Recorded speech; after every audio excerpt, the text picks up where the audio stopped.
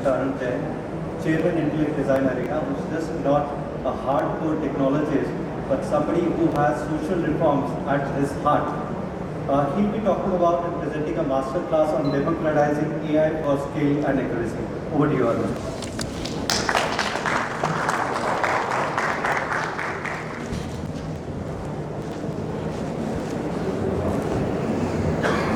Good afternoon.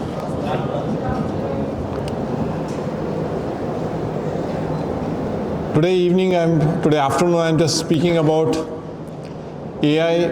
I think I don't have to introduce what is AI, but I believe that AI itself is a mystery. Though everybody knows AI is there, we are using ChatGPT every day, we are using Gemini every day, but still a mystery. AI is a word. When I was passing out from my college, 1983, 43 years back, still there used to be a course on artificial intelligence. By 90s, people used to do PhD in AI. So what is that PhD of 1990 and what is the AI of today? Is that what we are trying to discover? What has changed? What has moved on? So if I look at it, AI and democratization of AI mean. What is the meaning of democratization? The word democratization, a lot of time we use it. Is it equity and equality in accessing AI, that every employee in the company have access to AI, whether it's a junior, senior, or is it available to the only senior people in the company? Is the first principle of democratization that AI should be available to every employee as a part of his toolkit, as a part of his working grid. AI should be there. Second principle of democracy is whatever is shared, it should be true and transparent. True means it has to have a right accuracy. Then it has to have a access in a large scale outside the company to your customer, to the society around you. They need to have access. It should be distributed across urban, rural India. It should not have a bar that it should be done by tier 1, tier 2, tier 3 cities or rural India. To me, it's a great equalizer. Democracy means it's a great equalizer. And then you have freedom of choices. So these are four principles which goes to define any democratic system. And when you say democratizing AI, then I need to understand these four principles, how I am applying in Purple Fabric. Now, second question is democratizing AI. Second word is what is AI? And so if AI we need to understand human intelligence first. You are talking about artificial intelligence. AI is an artificial intelligence. Before understanding artificial intelligence, let's see how the human has learned over the last 1,000 years. Because human intelligence is available to us from last 10,000 years. So we have to go back to those significant learning of Indic knowledge or Greek knowledge or Greek philosophies, which is 2,500 years old, to see what is the intelligence all about, what Socrates has talked about, what Mahavir has talked about, what Vedas has talked about.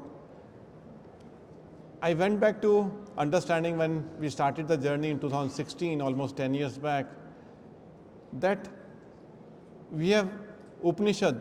There is something called Nyaya Sutra, which talks about reasoning. The first reasoning was Nyaya Sutra and Aristotle reasoning. There are two people who have talked about the reasoning way back 2,500 years back. Then there is a Visheshika, which is talked about classification of the knowledge and designing the knowledge and how do you classify the knowledge. And then there is a Tattvasut in Jainism, which talks about Darshan, Gyan, Charitra. If you want to change the behavior of the person or character of the person, you need to first change his darshan. Darshan in English translatable to three keywords. It's a darshan is a philosophy, darshan is a vision, and darshan is a perspective. Because you don't have a one single meaning of darshan in English. English has three words to describe what darshan is all about. So if you change that darshan, you can change the potential of changing this behavior and changing his skill set. So when you change a transformation leadership, it's about changing the darshan, not changing the skills, because skills are common across all the people. So when you have to look at the AI to be accuracy, you need to change that darshan first. So if I look at three-dimensional metrics of the human intelligence, the axis X is about the skills and expertise, which you acquire after when you join the company. Within 2 years, your skills are similar to everybody else. Whatever the skill, what you are doing it, your 10-year experienced person is doing the same job, similar job. The skills are not different. What is different is your perspective. What is perspective? Which is the y-axis. Perspective is about intent and purpose. Your intent is what problem are you solving? Who is your customer? What self, whether it's a self problem solving or selfless problem solving. What is your imagination, whether you're solving the problem for today or you're solving the problem for next 5 years? What is your empathy with the customer? What are your beliefs? And what are your experiences? And centerpiece is what is your knowledge? Knowledge is centerpiece over here. So this X and Y coordinates. Now Z axis talks about your behavior and traits. Are you willing to take a call? Do you have a courage to make a call? Do you have a curiosity to discover unknown spaces? Do you have a reasoning capacity, judgment capacity, decision making capacity? Those are the traits. Now this is a three-dimensional matrix I need to convert into my agentic AI. Agentic AI has to have a three-dimensional agentic system, and it's a triadic knowledge intelligence which is coming over here as a start point. A lot of Western world today, all the big giants are focused on x-axis. They are doing a phenomenal job on x-axis. But y and z axis are ignored by them because they come from the Western thinking process where everything is about competencies. Skill and competency, skill and competency. India is also making a mistake of saying skill development programs. They are not saying leadership development programs.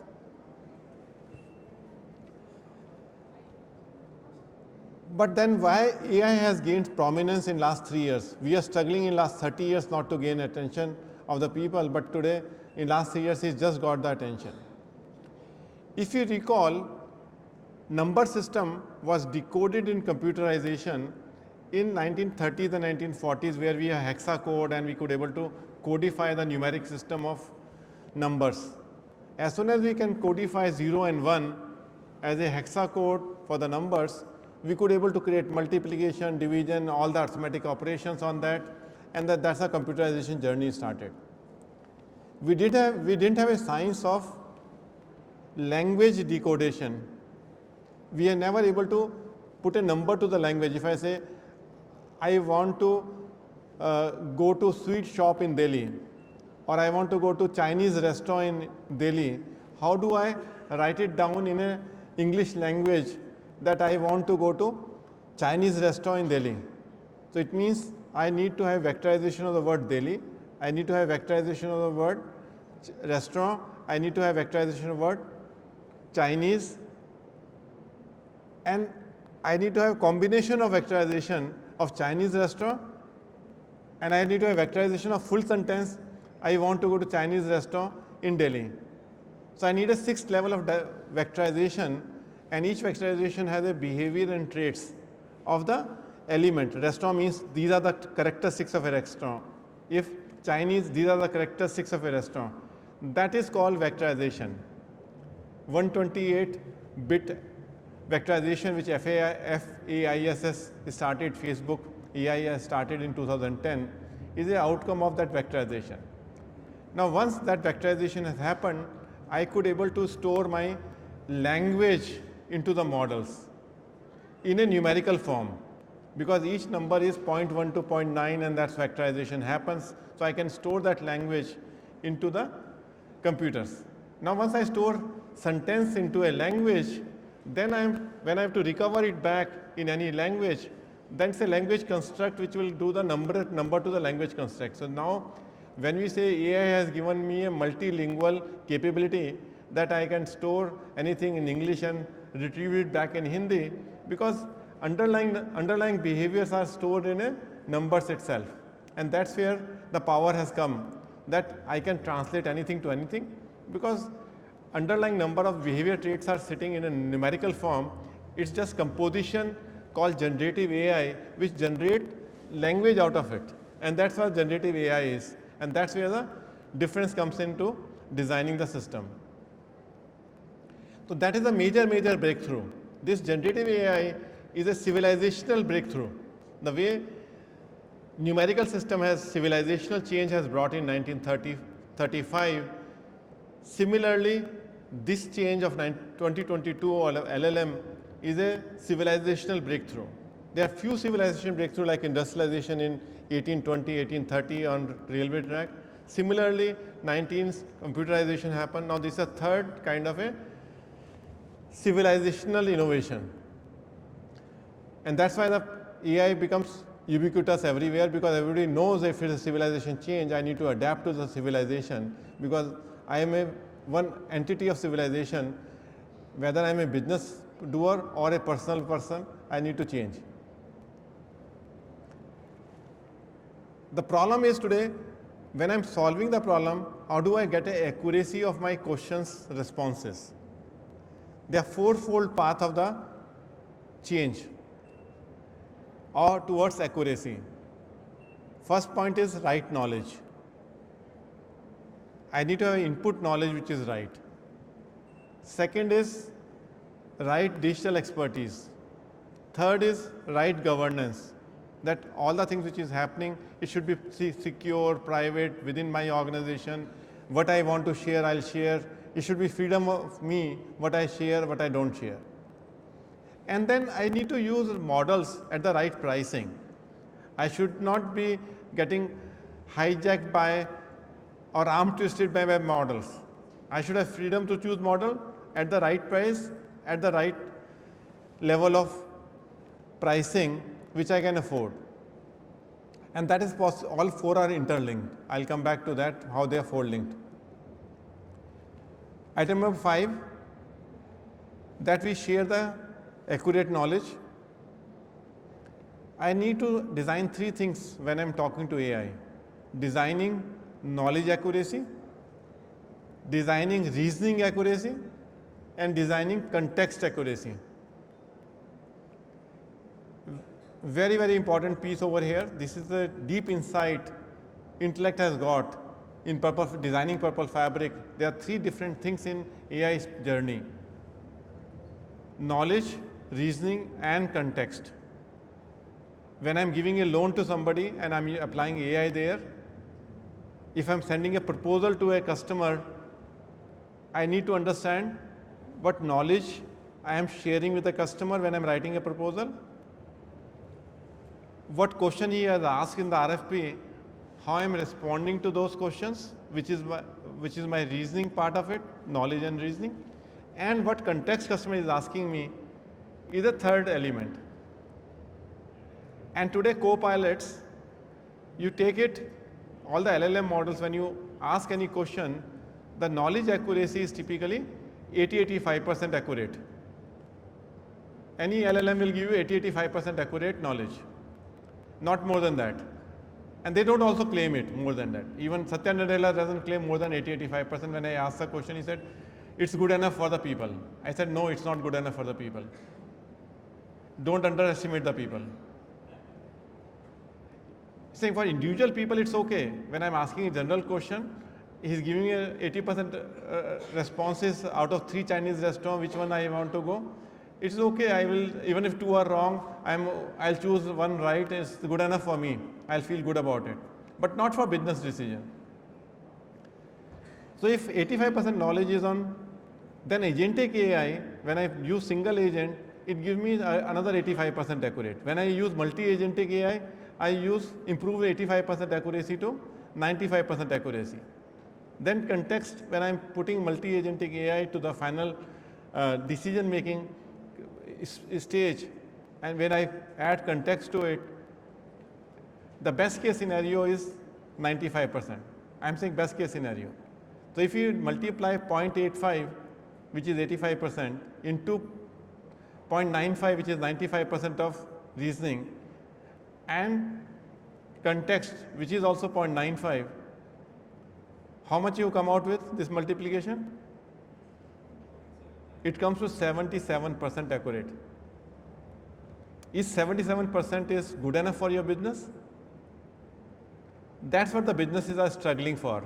When you say AI is a bubble, this is a bubble is because at 80% value accuracy, no business is transferring the products from piloting stage to production stage. Very few areas where they are tolerable, like customer service department, even if the answer is wrong or substandard, it's okay. The customer will ask question second time.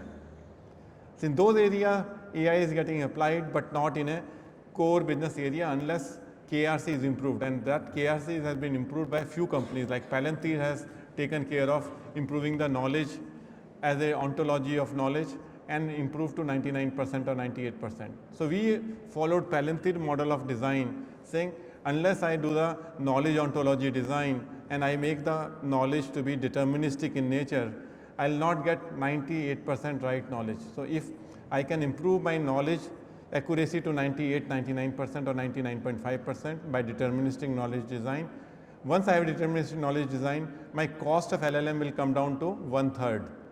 Because if I submit a deterministic knowledge to it, my cost will also be coming down. My tokens will come down substantially lower. Same thing with the reasoning. If you apply Socrates dialogue as a method, you can improve your efficiency significantly. And similarly on context. So if I improve my knowledge to 99%, reasoning to 97, 98%, and context to 97, 98%, then only I can get 95% accurate, which is a input gate for business impact AI. And that's what we are promising at Purple Fabric, that we have solved this art of creating accurate systems. And it takes, and I'm not promising that it will happen in a day one. I'm promising that when you have to work with AI, you need to, when you hire an employee, you have to work with him for 1 year for training him to useful to you. When you are working with digital Purple Fabric, still you will take, from moving from 85% to 95%, you need to have patience to work with 3 months to make him suitable for you to 95% accurate. It will start delivering the results early, but you have to fine tune it. 80% accuracy has a zero business value.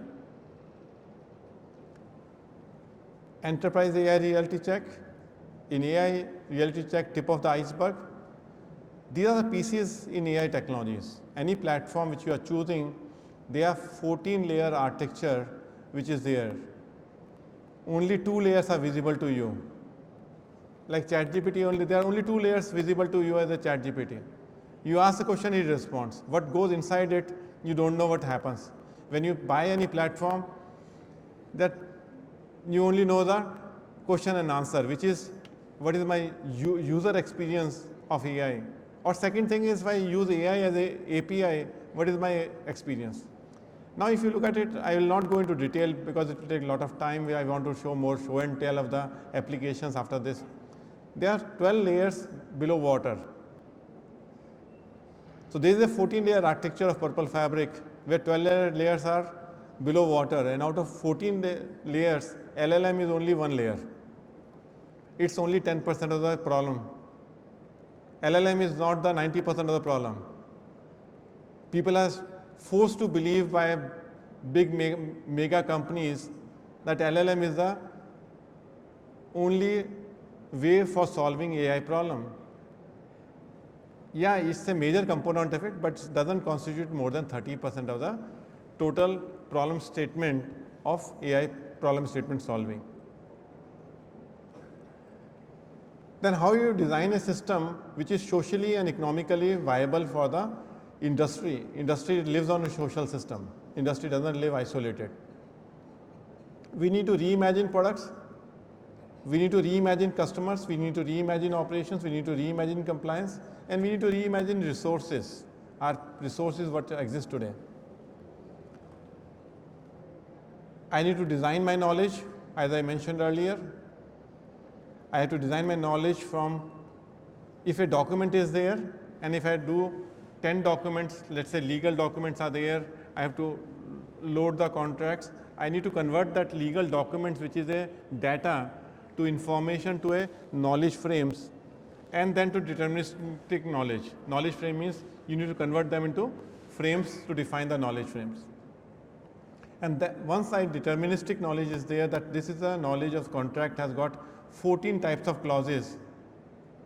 How the 14 types of clauses are there, that is the framing of the contracts. Any contract has some finite number of subcells which is there. That is the framing. Once you frame it, then every contract can be aligned to those 14 subframes. Those 14 subframes have a multiple options which will be there. If the liability clause will be there in a contract, then liability clause will be of 10 different sample will be there. When you make finite number of option within 14, then it becomes a deterministic knowledge, and that's what we call designing knowledge. Designing digital expert, not agent. I'm introducing a new word called digital expert. Like a human expert is there. To help him, you need a digital expert. You don't need agent. Agent is like skilled workers. For bringing and creating an impact for your business, you need your coach with you. You need an expert with you, not agent with you. Agent is subordinate, expert is elevated to the person whom you want to pay for his expertise. So how do you convert agent to the experts is our story of Purple Fabric. We need to design governance when you implement into the system. We need to design which LLM should be used for which problem statement. We need to organize the thinking space of the institutions which are going to implement such thing, like at Intellect. We failed at least 3 times when we implemented AI within the company. Though we are participating from 2016, we are spending 400 research engineers into that. But when it comes to value realization, it's not that AI not added value, but each time when realization happen, like if I use cursor, it generates a code for me, but that code is sitting isolated. It doesn't reduce my head count. If I use Lovable, it will give me something. If I use Notebook, it will give me something, but is it reducing the head count? It's not. So that is a failure point. Then we look at it in June, we said, let's give Purple Fabric to all the employees, 6,000, 7,000 people which we have in the company, everybody should use Purple Fabric. Initially, only 10% people started using it. Everybody was scared of using it. The people is a fear of unknown. When new animal comes in, you get scared. After some push, 20% start using it, then 30%. When they start getting the benefit, then first person says, oh, it's a neighborhood effect. If neighbor is using it, I will use it. If neighbor is not using it, I will not use it. So that's where we need to organize a thinking space that everybody thinks in the same manner that AI is going to make a difference over there. When they create a momentum, flywheel effect, we are finding within 3 months, we created 9,000 agents in the company alone. In one company, we created 9,000 agents, but every manager in the company created their own agents. Now we are in a stage of consolidated those agents, and we are launching team space for that, and we'll show the demo of it, that how we have mastered the entire SDLC lifecycle, how we mastered the sales and marketing tools, and that's what we are trying to launch over here, that if we want to reach to all the Indian companies, there are so many SMEs are there who don't have any AI engineer, how can they use it? How many chartered accountants are there? They need to audit so many balance sheets. How do they use AI to ensure that they are not missing the points? There are so many law firms are there, they need to use AI. How do they use in their private environment? How do they small businesses can use AI for writing proposals and consistent proposal without losing the knowledge to general chat GPTs and co-pilots. So that's what we are trying to look at it. Once they start using it, it will expand their performance space. After 3 months, you will say it may come to the outcome space, which will happen. For disrupting that, we say, can we bring down the purple fabric? We had a lot of debate internally. Can we bring down the price point which SME can afford? And I come out with a challenge to my technology team and research team that I want to launch this at 1 lakh rupees a month, less than half the cost of AI engineer. Even if you hire one engineer, less than. So I got inspired from Jio. I said, if Jio can disrupt the telecom market, why can't we disrupt the AI market? That everybody should use a tenant, and it's a private tenant for them, and we'll just charge 1 lakh rupees a month, 99,500 rupees per month for 50 users. So and everybody in the company should use it, not 2-3 people should use it, so that there's a freedom of choice on democratization. Then, and this is the reason for engineering the platform with this accuracy, ease of understanding, ease of use. So some of the cases I'll show you, and I'll ask my team members or the research team members is here in this hall. So all the research members will demonstrate themselves what the power of it in outcome basis. So this is my belief that everybody in the company should use it. Everybody as a citizen must use AI. And I'm promoting this to Mission Samriddhi to our villages. I had a session in rural India that all the clusters where Mission Samriddhi work, we work in 82 clusters in 8 states where we are contributing to 2 million population and around 1800 villages. So when I took an AI session for them, 1 month back I took a MasterClass for AI session for rural India and teach them how they can design that if they want to manufacture chocolate in village, why should Cadbury sell in my rural India? Why should soap sell in India? Why can't they manufacture their own soap? So if village can be self-sufficient, then only the rural India will grow. And that is only possible when the export-import equation of the village can be. So we have a slogan in Mission Samriddhi, गाँव का पैसा गाँव में, शहर का पैसा भी गाँव में. अभी उल्टा है, गाँव का पैसा भी शहर में. तो सारा पैसा जो गांव में कमाते हैं, it goes back to the urban cities, not vice versa.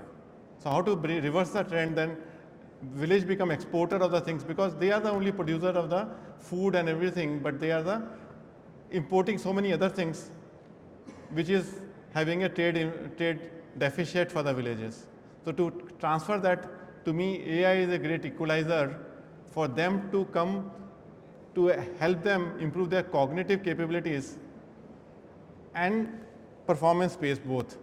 So that's a point we are saying that village can come at the same level today. And when we taught them, within no time, the 3-4 entrepreneurs came in. One started making chocolate, so somebody started making soap, because they are using ChatGPT or Gemini, which is coming free of cost to them in a free version. They are able to make the recipes, and they are able to make how to create a brand, how to create a packaging, all are being done by the villagers. So AI is something which is so interesting over here. We have an Enterprise AI Design Center in the exhibition. It takes 30 minutes to visit there and understand how design is done of the AI transformation. So please visit that. In the meantime, I'll invite Guneet for showing you natural language banking, which is beyond banking, which is connecting banking and social impact and government schemes together in a single system, where you will not be knowing that behind the scene there are more than 25 agents are working together to give you the output on the tip of the iceberg. That's the thing. Thank you.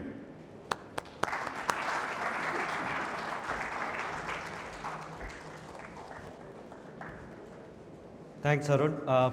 Guys, again, it's me back again. I'll first want to check anyone who's not conversant with any of the Indian languages, Hindi, Punjabi, Tamil, Bengali, Gujarati, any one of them, just let me know, then I'll try and have a parallel session in English. You're only English? You'll have to bear with me because I have to be inclusive here for everyone. So, before we start talking about as to what is, let me just bring up the screen, guys, just bear with me. We start talking about what are the screens. Banking used to be in a very, very different way of format some 3-4 decades back. Some of you who were not born at that time may not realize it. Banking was accessible to all. You never had to be a literate, so as to say, be conversant in a particular language. All you needed was to know the banker, Mr. Sharma ji or Gupta ji, whosoever was there. Walk to the teller, tell him, please, mera balance bata dijiye, meri passbook update kar dijiye. Sorry, I'm switching the language context, but I'm trying to make it comprehensible for everyone here. So I want to deposit money into an account. I want a demand draft to be issued. I want to open a fixed deposit. There was a human on the other side who not only knew how to converse in my language, but also was empathetic to the cause I had. He will not tell you, okay, fixed deposit, do it for 3 months. He will tell you, Guneet ji, aapko kitni der ke liye? For how long do you want the deposit to be there? Till when you don't want this money? 1 year, I'm giving you the best rate for that particular 1 year. So the empathy factor, the human factor existed. This banking was accessible, inclusive, but it was terribly slow. People used to take a day off from work, their own business, or kids used to. I have personally stood in a line where my father has given me a check and a deposit slip filled. Go stand in the queue, go and tell the teller, Anand Saab ne bheja hai, and go ahead and deposit the check. He'll stamp the reverse strip and come and deposit it back to my father. So that's how banking used to be.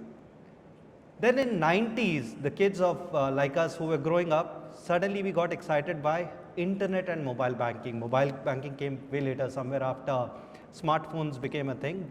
Before that, if all of you are aware, USSD used to be common. You send an SMS, you get your balance, you're able to do it. And now UPI is the norm.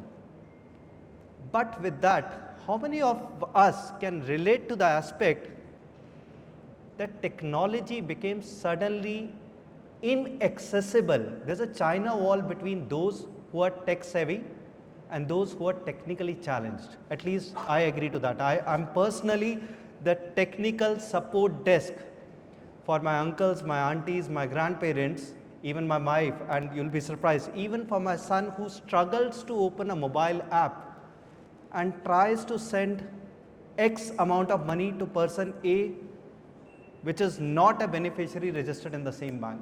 He doesn't know what NEFT is. He doesn't know when to use NEFT. He doesn't know when to use RTGS. What is IMPS? They all are accessible. UPI is accessible. They are all conversant with it. But UPI has a limit. You cannot do more than 1 lakh rupees. So in case a poor guy who's studying in a college right now and stays in a hostel has spent some 1,500 rupees, and suddenly I ask him, oh, you have to transfer 1 lakh rupees. Like, I can only do 99,000 and whatever balance of 850 rupees than that. So it's restricting. The technology is available amazingly fast, but it is only available to those who can cross or consume the barriers of manuals and menus. Those who can navigate, who can understand, and those who are able to adapt to the change. What change? Every other day, in the name of modernization of the technology frameworks, the UI screens change, the navigation changes, the button changes, the colors changes, the font changes. Believe me, for those technically challenged, it was always a difficult job to learn how to access that app. But the moment you are going on, can I bring up the screen, please? But the moment you go ahead and start upgrading those apps, suddenly everything breaks. They need to be retrained. So as Arun was pointing out, we talk about AI. How do we democratize this? We talked about AI being democratized for the enterprise, and one of my colleagues will be walking you through that particular thing. But how do I democratize AI banking so that it is accessible for all? How do we make banking invisible and inclusive for every generation, every individual, everywhere, across their technical abilities? So we'll be just demoing you quickly on that particular part, and in the course of that I'll be switching multiple languages. If a particular language I'm not following the right accent, please bear with me. I'm just trying to demonstrate what it is. So here is a scenario where an SME is trying to interact with the bank. Please understand, we are not here to tell you that this is the Alexas of the world. I'm trying to introduce you to the same Sharma ji and Gupta ji who used to be the bank manager or bank teller, who had the empathy to understand what your business was and guide you when you're going ahead and doing that. There are a lot of patented technology behind that. What Arun was talking about, the 25 agents, how they think, how they get that particular data, that's what we have actually worked upon. So my voice, my language becomes the entry point into the system. There are, yes, additional layers of authentication. We have just made it simplified for you to access this particular demo scenario. So I'm going to speak to a very friendly voice now who will help me navigate my banking journey. नमस्ते गुनीत जी, मैं सानवी, आपकी banking adviser. आज मैं आपकी कैसे मदद कर सकती हूँ? सानवी, जरा मेरा बैलेंस चेक करके बताइए।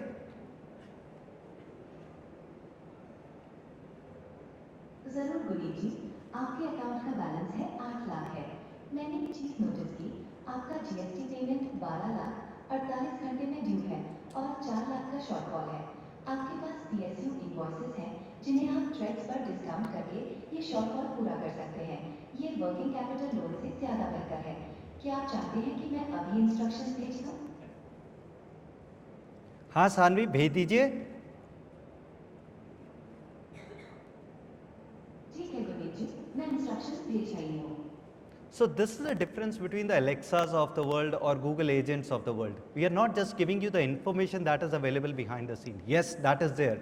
And people have been doing it for ages. You'll go to banking sites, those agents are present, you can chat with them, you can have voice interaction for them.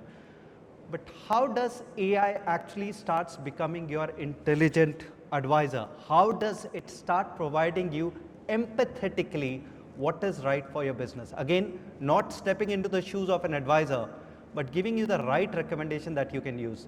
Believe me, as an individual or an SME, I may just forget about this particular thing, go for a working capital loan which will hit me in terms of the expenses I'm paying out to my bank. The bank is just taking a leveled call. Yes, I can help my customer on this. Saanvi, जरा मैनू मेरिया transaction से दसो आज किनिया हुई ने. So I've switched to Punjabi. In Punjabi, I just asked, please tell me my transactions. I hope people who are able to converse with that. I think I unmuted a bit quickly. Saanvi, की तुसी मैनू सुन पा रहे हो? हाँ गुनीत जी, मैं ਤੁਹਾਨੂੰ ਸੁਣ ਪਾ ਰਹੀ ਹਾਂ। 1 ਮਿੰਟ ਵਿੱਚ ਮੈਂ ਤੁਹਾਡੀਆਂ ਟ੍ਰਾਂਜੈਕਸ਼ਨਸ ਦੱਸਦੀ ਹਾਂ। ਤੁਹਾਡੀਆਂ ਰੀਸੈਂਟ ਟ੍ਰਾਂਜੈਕਸ਼ਨਸ ਇਹ ਨੇ। 10 ਫਰਵਰੀ ਨੂੰ 25 ਲੱਖ ਦਾ ਕ੍ਰੈਡਿਟ ਆਮਾਸਿਸ ਲਿਮਿਟਡ ਤੋਂ, 8 ਫਰਵਰੀ ਨੂੰ 2.5 ਲੱਖ ਦਾ ਡੈਬਿਟ ਆਰਐਸ ਟੈਕ ਨੂੰ ਇਨਵॉइस ਪੇਮੈਂਟ ਲਈ, 5 ਫਰਵਰੀ ਨੂੰ 85,000 ਦਾ ਡੈਬਿਟ ਰੈਂਟ ਆਫਿਸ ਲਈ, 3 ਫਰਵਰੀ ਨੂੰ 4,16,000 ਦੀ ਇਨਵਰਡ ਰੈਮਿਟੈਂਸ ਬਰਲਿਨ ਤੋਂ। ਮੈਂ ਇੱਕ ਚੀਜ਼ ਨੋਟਿਸ ਕੀਤੀ ਹੈ, ਤੁਸੀਂ ਇਸ ਸਾਲ ਆਰਐਸ ਟੈਕ ਨੂੰ ਟੋਟਲ 50 ਲੱਖ ਦੀ ਪੇਮੈਂਟ ਕਰ ਚੁੱਕੇ ਹੋ। ਜੇ ਤੁਸੀਂ ਨੈਗੋਸ਼ੀਏਟ ਕਰਦੇ ਹੋ ਤਾਂ 2% ਡਿਸਕਾਊਂਟ ਨਾਲ ਤੁਸੀਂ 1 ਲੱਖ ਤੱਕ ਦੀ ਬਚਤ ਕਰ ਸਕਦੇ ਹੋ। So for those who are challenged with Punjabi, I'll try and translate it for you. What it is telling me, it is giving me all my transaction information. And if you see, there's a very small integration of customer experience there also. The numbers are there. If you have missed the audio cues, the numbers still remain. We are not saying the UI will vanish. We are saying the UI will smartly integrate into the conversation that you are going to have in the future. The UI will be there to give you or assist you. You don't have to become a Sherlock Holmes to identify where to find a piece of information. Extraction of information will be fast. Extraction of information will be accurate, instantaneous, and right there when you need it. Here the use case was, I asked for the transactions. It was able to identify not just one transaction of payout, but how much I have paid in a full year to a particular beneficiary, and identify that these are all invoice payments.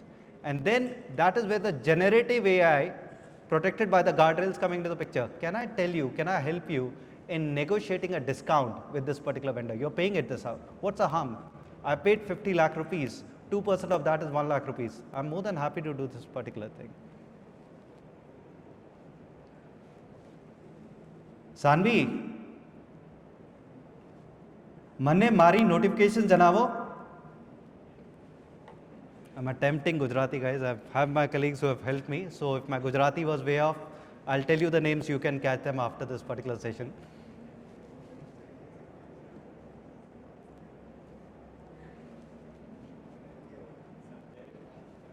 Sanvi તમે ગુજરાતી આવડે છે?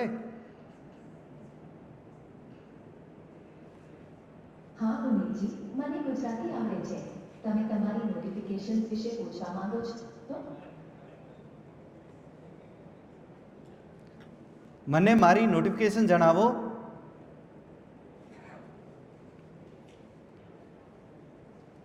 I'm sorry, we are actually using the Wi-Fi that is there, and it will go ahead and there's some network latency bit there.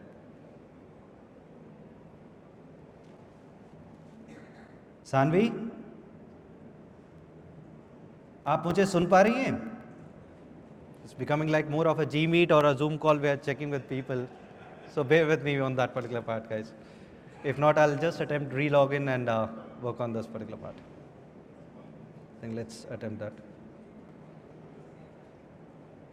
नमस्ते गुरीब जी, मैं सानवी, आपकी banking adviser. आज मैं आपकी कैसे मदद कर सकती हूँ? सानवी, मने मारी notification जनावो. Guys, it's not that she is partial to Gujarati or something. That is one of the favorite language given. I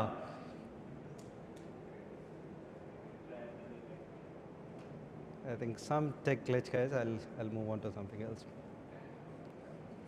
Saanvi, आप मुझे सुन पा रही हैं?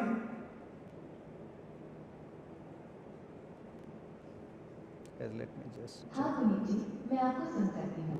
आपकी नोटिफिकेशंस के लिए मैं चेक कर रही हूँ. हाँ, आपके पास एक इनवर्ड रेमिटेंस नोटिफिकेशन है. बर्लिन से 5000 USD का इनवर्ड रेमिटेंस रिसीव हुआ है. फीमा कंप्लायंस के लिए आपको ऐप के माध्यम से शिपिंग बिल अपलोड करना होगा. ठीक है, इंस्ट्रक्शंस मुझे भेज दीजिए, मैं कर दूंगा. सानवी, आप मुझे इंस्ट्रक्शंस भेज दीजिए, मैं बिल अपडेट कर दूंगा. So guys, the use case here was, you will have lots of small enterprises or MSMEs who are now shipping out products globally. And when they do that, they have their associated inward remittances in foreign currency. Poor those guys, they are not conversant with the FEMA compliance as to what they have to do. That is where an expert agent is working behind the scene and telling you what exactly has to be done.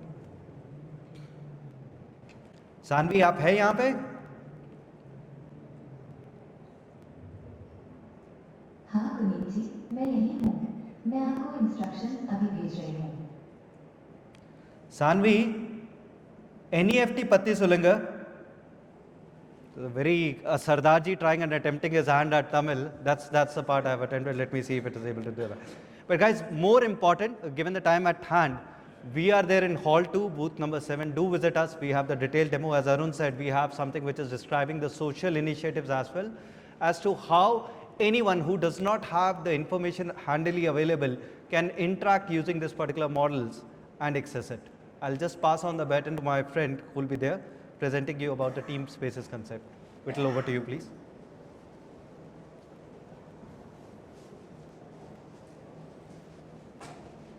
Which is the one? That's the slide.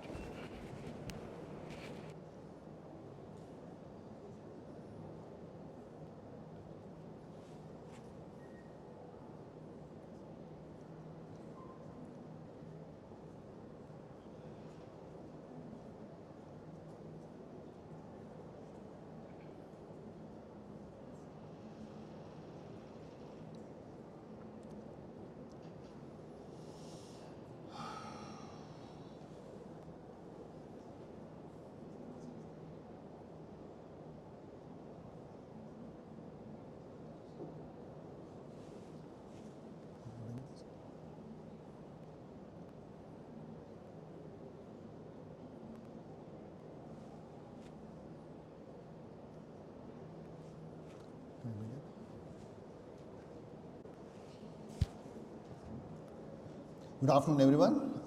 Thanks for this. I think we had a very exciting session by Gunit. So now Sanvi goes back. Now we come back to the team spaces. So here we are launching the team spaces.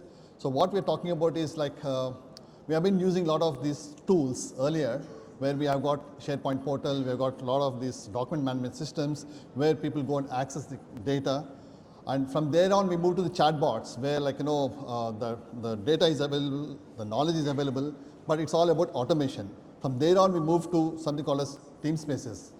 This team space actually is moving from the age-old tools that we had, which are very pointed to individuals, versus going towards the teams, bringing all the teams together, along with the digital experts, which are run by some agentic solutions there. So basically what we are saying is, earlier we are saying individually what's the productivity that we are getting. Now we are trying to look at the business outcomes as a team. No one is really interested to have a single person giving a productivity where it can move from 1 to 1.5x. But whereas when you move it as a team, actually the business outcome is what is achieved. That's what we are talking about. So basically this is exactly what it talks about, from where we moved from the so-called scripted document storage to the so-called team spaces. We have our purple fabric, which is the agentic solution. So typically when we actually look at anywhere in the world, the content creators or the agents that are being built are only 5%. And we see 95% of them actually consume it. So while everybody is so much concerned about building agents and getting their dirty hands, actually there are not so many people. We look at the 95% consumers, and we need to really take them into our fold to see how we can actually cater to them. So we move our needle to say while we have the purple fabric, which is our platform on which we can actually build the digital experts, we actually look at how these digital experts can be provisioned to the consumers. So that's where the team space comes into picture. So what we have done is actually a team space here is not for individual. Even if an individual from the team walks away, still the knowledge is retained and it is shared by the team. As the team actually keeps using those digital experts, the knowledge keeps enhancing, and it's retained within the system, and the context is actually prevailed.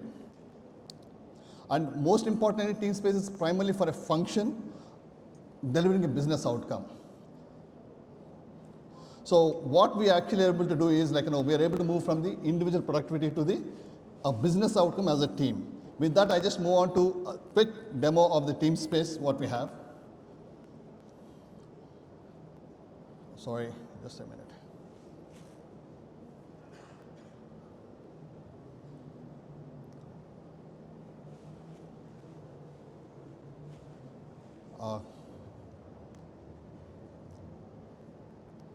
Can you get the screen, please?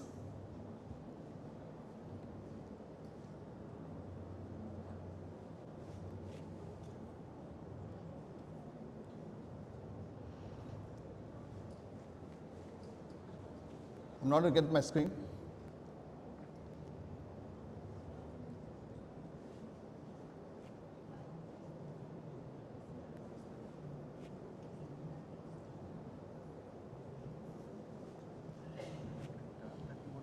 Yeah, this one. It's showing the same thing. Which one do you want to do? Yeah. It's showing. No, not this. This is a PPT. Oh, okay, it's coming now. Yes. Yeah, thanks. All right, this is how the team space looks. So what we actually have devised is a team space for enterprises. Enterprises could be any enterprise. It could be an IT service company, or it could be engineering machine shop, or any such. And we also have a team space for bank, a bank team space, what we call, a public team space, public sector team space, as well as HR team space and insurance team space. Just having a quick look for an SME when we really look at it, right? So he's a single man army where he has to handle between the sales, marketing, and in fact finance and HR. Probably he may have a small team which can actually do engineering. So what we have done is we augment each of these teams with the digital expert. For example, in sales and marketing, when he really wants to go and do his work, he's augmented with extra digital experts through which he can be able to get his work done. So we can actually have some sort of, over here we are talking about some sort of a bank case studies he may want to do it, or some sales analytics he want to drive it, or some lead generation he can do it. Over here in HR, for example, there could be a few more digital experts. So what I'm talking about here is bringing each of the functions into a space and augmenting them with these digital experts, so that the knowledge is retained within each of those functional blocks, and you're able to leverage or not depend on a single person, rather move on to the teams. Quickly moving on to how a particular bank team space looks. In a bank, typically it is always operate between a business, operations, and technology. So you may have your team space constituting about this branch operations, credit operations. For example, in a credit operations, you may have your loan collections, loan origination. Then in case of HR, finance, this has moved.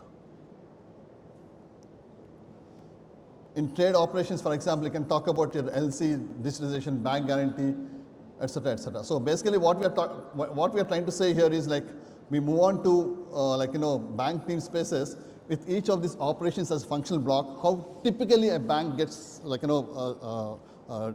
visualized in any. I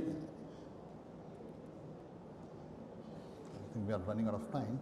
So let's look at this one more important team space, which is the HR team space. In a HR team space, you can really find acquisition, development, operations, remuneration, engagement. And while you do all this, you can actually go ahead and also create your own team space. For example, over here, you can actually go and say create your own team space. Sometimes there could be shared services where you may be working on some engineering, you may be working on say support, etc. So you can actually have a team space created for your own team, which is called Apex, for example. And you can actually pull up those digital expert which you use for that particular team. You can also include, in fact, a third party co-pilots or any such sort of agents into this and create a common team space. And the team together can actually have these digital experts, augment them to increase the productivity basically. So much so about the team space. Probably I think for paucity of time, I try to move on to the next speaker. Arun, you want to add something? Just show the digital. Oh yeah. Give me the color mic. Ashwin, give me the color mic. You can take this. You are not able to go to next one? I can go. No, you are not able to go to proposal, right? Yeah, I can go. Okay, as you see here,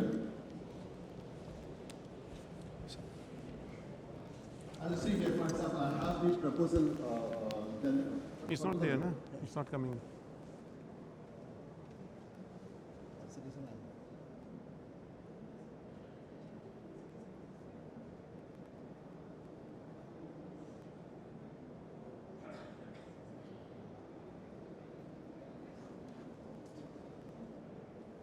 It's not coming same screen. If you say explore, no? Press on explore. No, it's in different window. Run. It's in different window, no? It's not the same window. Just put some other explore, no?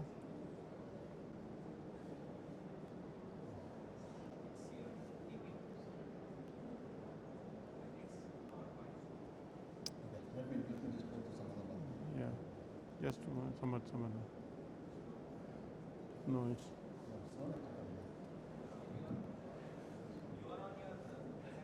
Yes, a different presentation slide. It's not coming to the working slide.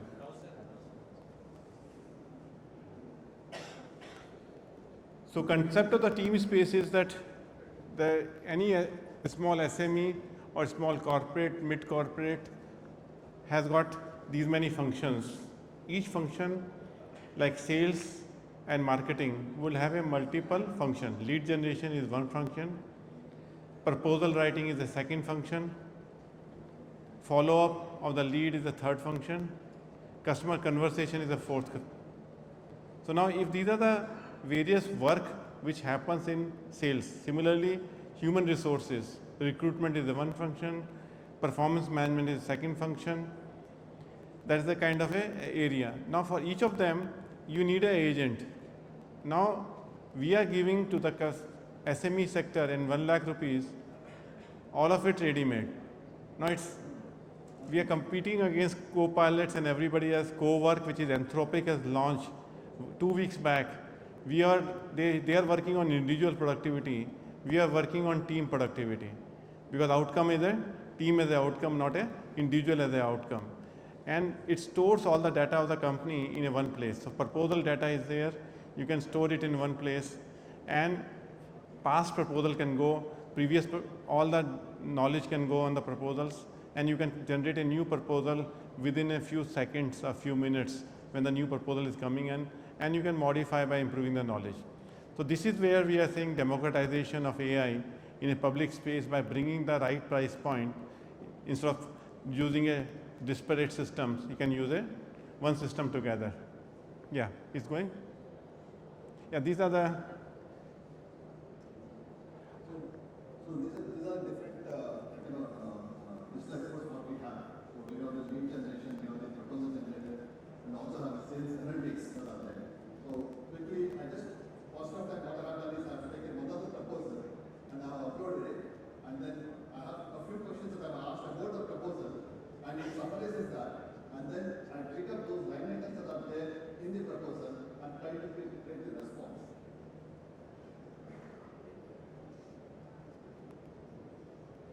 So this how typical RFP. If I have actually uploaded an RFP and I keep asking about summarize the key primary objectives mentioned by the bank in the particular proposal. Here we put up a proposal and it actually talks about what that particular proposal is all about and what the bank has mentioned, any evaluation criteria that are there, and it actually lists out what is the activity strategy fit, what is the function fit of that, then how as a vendor how do we fit, all those details is actually next to keep. And it also talks about for this particular proposal what are the countries that are in scope. It's only about India or any other countries that are in this. And also we can also talk about has any format been mentioned in which it has reached identifies as limits that have been mentioned for us to respond for this particular proposal. Then what are the critical commercial and pricing points? So all these questions we ask so that we actually get the complete information about this proposal. In a fraction of minutes we get this, and we can actually have a electricity court to say, okay, let's go with this or not. Once we decide on that, we actually can go to the line items here. The same is as for where we have got first confidence to understand what the proposal is all about, and then go to the line items, upload the line items that are there. So the question is that the proposal contains, we upload them, and we actually go ahead and actually, for example, if it contains particular specific things about the product we need to understand, we use a product expert and tries to get the details about it. So Okay. Yeah, this is okay. So this is where just simple example. Now I invite Deepak to just show how the agents are designed. So what agents are there, we need to show how they are designed. So the agent designer is there. Deepak Dasala is our Chief Technology Officer at Intellect, who is brain behind putting the Purple Fabric technology. More than 100 engineers, research engineers work for him, and he'll show you how he simplified that anybody can make the agents out of AI, and Vishwa and Deepak will show you how the agents are built. Now you have seen three things. First is my natural language conversation, which is working in the banking, which is beyond a one product across the business line. Second is in an enterprise space, how it can work in each of the industry segment it can work. And third, how do you make an agent simplified? Deepak, all for you.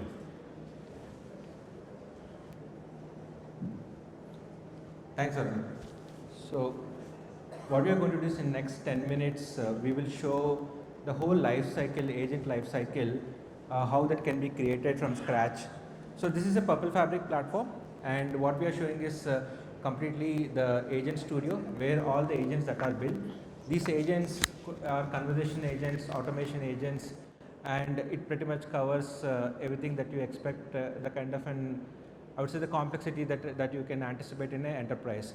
So in the 10-15 minutes, what's possible I'll show. If you guys have any questions, happy to really answer that after this particular call. So yeah, just go ahead, Shusha. Yeah. No, go ahead with the agents. When you create the agent, yeah, just click on it. So this is just when someone is starting, they can start with a single agent, multi-agent, or the multi-agent automation flow and all. So these are the three choices are there. And when they are creating the agent itself, we actually capture the details whether they're looking for the conversation agent or the automation agent, and also whether it's a private or public, means you want to do it for yourself or you want to do it across your organization or a team and all. So go ahead for the existing one. So what we can do is this is the kind of an agent design screen, and in this case, we have it, like as Arun said, the freedom of choice. In this case, pretty much we can configure any model, whether it's an internal or external, as long as it's available as an API. In our scenario, if you see, right, we pretty much configure the model from all the cloud providers. One of the important thing is, because it's an enterprise grade, we really take care of security, and we give a lot of importance to security. We go through only the cloud provider because they work as an escrow. But in the case of an enterprise, if they have the internal models, they can configure. I'll show you where to configure and how to configure. And this is where the whole, the perspective design will happen, which probably a lot of people, you see it as a prompt engineering. But in this, the example that I'm going to walk through with you is about a corporate due diligence scenario and all. So we have built, think about this as a role who is a due diligence analyst, and what that particular person, he or she, will do, we captured here in the prompt. Anyway, we'll not focus on prompt engineering with you, we'll focus on how this particular platform will help you to design something at a scale. So let's go ahead, right? In typical ChatGPT kind of scenario, you built a great prompt, and now you're asking a due diligence related question for probably for a company like Tata Motors and all. So this is basically kind of an agent which is actually answering this particular question based on the, probably you can say, the little bit of the knowledge that it's trained on. So most of the things, this is what the people do out there, and then the question is how do you rely on, kind of a thing. So the good thing with this current scenario is we need not go anywhere else. We can ask the actually model itself. This is something that you can rely on. So this is where I know at least the models are becoming a little bit more truthful, and it is saying that my analysis is on the general knowledge and training data, and probably if you have to do it in the right way, it itself give you the correct approach that you need to do that. And this is where how to do that at a scale, which the Purple Fabric will come into the picture. So like as Arun said, the most important thing is how do you get your knowledge right, how do you get your reasoning right, and how do you get your context right. So let's start with the knowledge. If you see, this is where we have a knowledge studio. If you can go to the probably knowledge studio, and for this, in the interest of a time, just hold down here.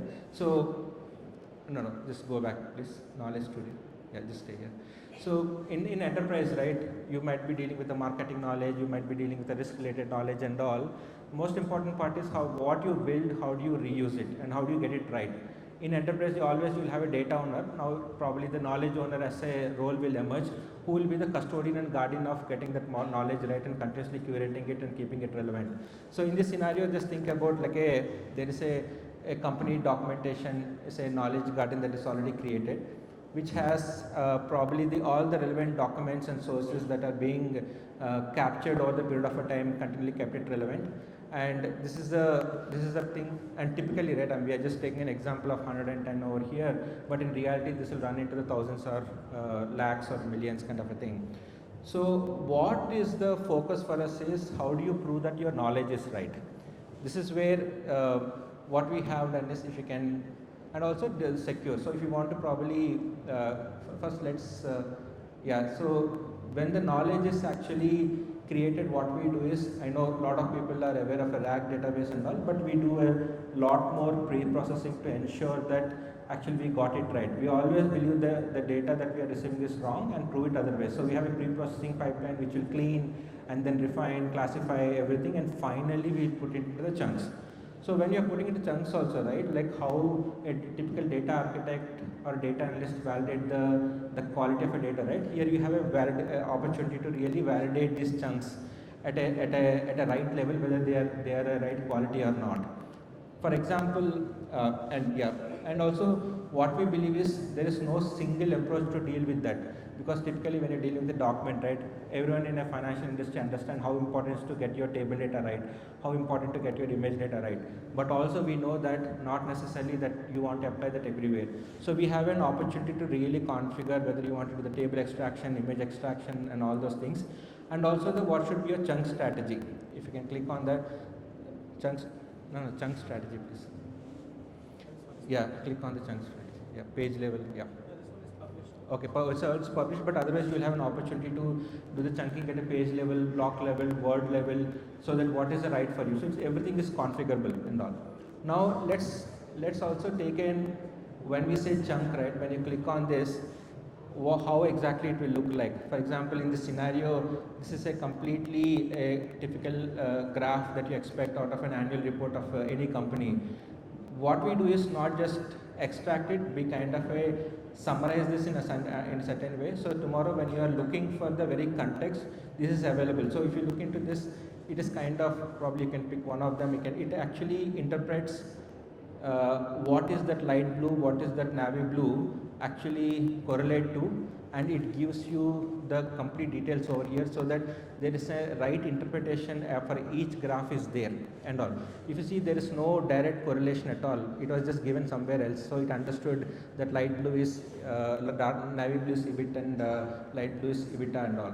So this is the level of the quality. Similarly, if you go for the table, right, and again, always border table, borderless table, where the rows, columns and everything are merged. We just don't take this particular data table alone. We actually really get this structure right in terms of a column header, row header, merged, unmerged, and we get the structure right, because in the context, to get the contextual table, it's very important to really do this. So we just don't take the data and dump the data. We really create a right structure so that it can be leveraged, because again, going back to the same formula, right? Get your knowledge right, context right, accuracy right, and all these small things matter. Moving on, and what also we do is we ensure that the data is really secured and all. So if you look into this, we also interpret whether you're dealing with any PII data. If you can click on this, please. Sorry, Vishwa has a wet fingers. So while we are storing itself, we understand, and we, again, depending upon strategy, you want to mask it, or probably if you just go to the other example, you completely kind of anonymize it in such a way so that you don't lose the context, because it's very important to understand whether that particular value is a date time or it's a name or anything, because sometimes people will just mask it. That will lose the context of whether what is that entity stands for and everything. So we anonymize it, we mask it depending upon the strategy that people look for. Now going back to the agent that we are building, this is the one that is built in a way. So if you see, just add a knowledge over here. So the due diligence one, and as I said, it's all about a reusability for us. So what you build as a knowledge garden that is available for a selection, and you might not just link with one knowledge, you might end up linking one knowledge. In this case, the company due diligence is the knowledge that we want to add. You want to add that? Sorry, just add it this way. Yeah. So just in this case, this is just brings in the whole knowledge that need to be referred. And similarly, right, as you saw that model itself said, you should have the ability to really scrap the web out there, bring the newses out there on the Tata Motors and all. And then this is a multi-agent. Like in a typical world, you'll never have a one role actually do the whole job. You will have a multi-agents which are specialized in a different area. So we have the company website agents, sanctions checker, reporter, analyst, all these agents who can be just added, like how we added the knowledge garden. And further, if you really want the further fine tune to be done to the model, we have a ability to really fine tune the experience also.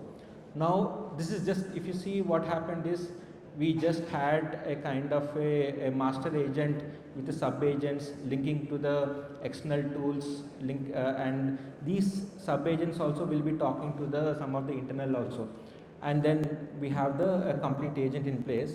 Now let's, again, in the interest of time, when we ran this, like this is the kind of a report that will come in picture, which is far more comprehensive. And the most important part is, this is all we haven't, before even publishing, you can verify it and you can run it, and then you can see how these agents have worked together and what they have done and how they have arrived. Click on the traces. So you will get to know exactly at each and every step. If you see here, to start with, while we will show you, it is first doing the toxicity prompt validation. So input itself, click on the before one, please. Yeah. So just create a due diligence report on Tata Motors. It is checking that whether there is any toxicity in the input request that was given. Only if it has once qualified. Why this is so important is people are forgetting that tomorrow your agents is your brand. So your brand, your culture, all of it has to be represented so that you're speaking the right language and you're not allowing anything that's probably you don't want to be known for. So we just check all these guardrails upfront during the input as well as an output. And this how these whole agents are working together to arrive at the outcome and what source it has done. If you see, it has got all the details. Go down, please. And it has all the source, and you can look at a lineage from which document, what it has got, and all those things. Click on the query planner. So if you see, this is where the advanced stack capability and everything will come into the picture. So how we have taken a question, what is the output, it is there. At every stage, you know what is your cost, what is your performance, how much your token that it has taken. So this also will help you to optimize. I'm just rushing in the interest of time, but this will give you the clarity of the whole agent design. Okay. Now, moving on, if you go to the, go back to the benchmark, please. Just stay here. So what you have seen is, you are seeing this agent working, right? Now, how do you know which model is right? How do you know which is the right cost? We have the whole benchmarking capability.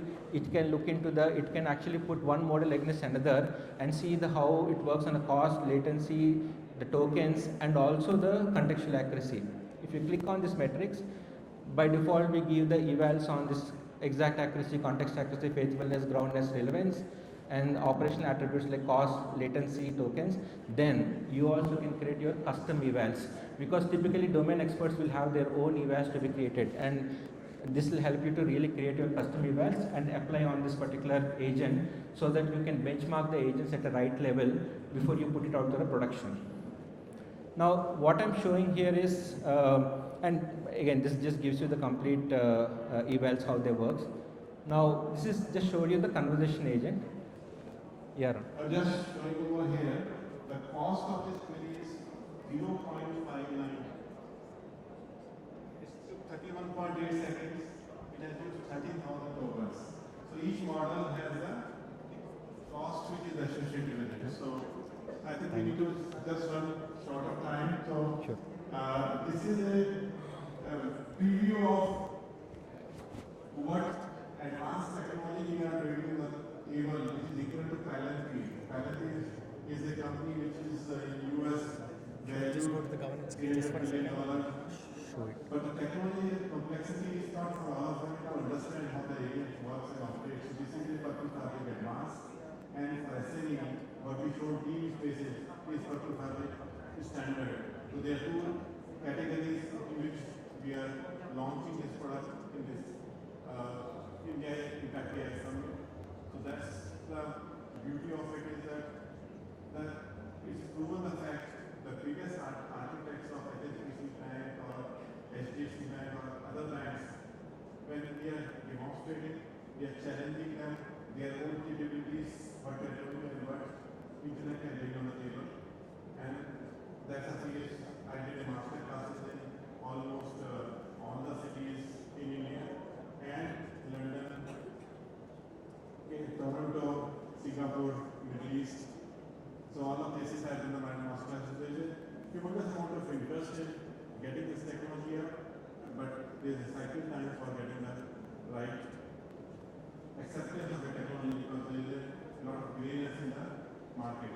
Right? Every day new models are coming in. So idea is that AI is for everyone. AI must be used by everyone. And there are many use cases you can see in the stall. And we like to invite into hall 278 is our stall where you can come, spend some time how this whole AI is to be designed. So thank you very much for this session to attend it. So I think we are getting a call from everybody. Thank you very much.